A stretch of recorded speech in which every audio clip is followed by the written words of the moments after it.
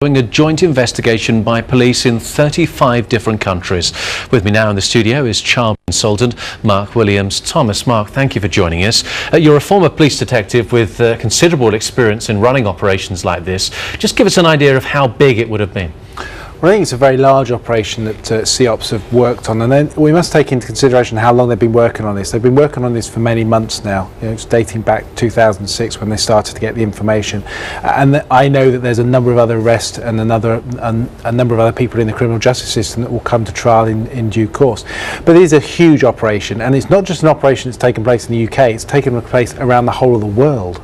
Over 700 suspects arrested. Were you surprised by that number?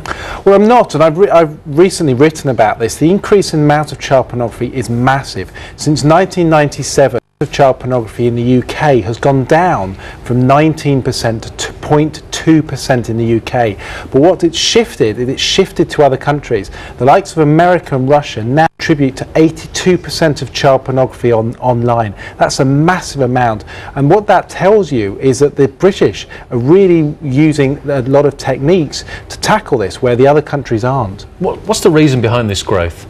Well, the reason behind the growth, we've moved from a cottage industry. What's happened in the 1970s is child pornography grew out of effectively the Sweden areas where they actually, in the 1970s, it was okay to abuse children as long as you didn't abuse children that were from Sweden. And it's grown from that into now being a commercial operation. Child pornography is no longer collected purely by amateurs and swapping child pornography for no money. It's now about money. It's a commercial operation that's being run, and in Russia, for example, it's being run by gangs. Do you think the news release today is just simply the tip of the iceberg? Oh, it is the tip of the iceberg. I think any operation like this is the tip of the iceberg. It's very positive, and Jim Gamble's come out from CEOPS and spoken very clearly that if you use child pornography, if you go online, and child pornography demeans what it is really, it's the online abuse of children. Very clearly, it's the online abuse of children, and in many circumstances, it's actually the filming. So evidential value is huge. You can actually see the children being abused.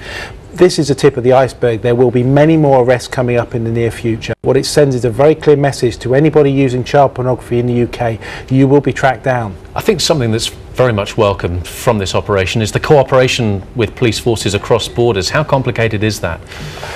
Huge problem. You try and work with a police force not only that doesn't work on the same timeline, speaks another language, and that's incredibly difficult to coordinate.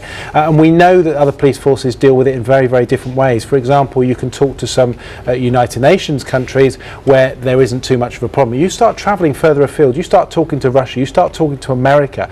Very different approach to tackling child pornography than we do in the UK becomes very difficult. No doubt we'll talk more on this issue over the coming months. But for now, Mark Williams-Thomas, thank you.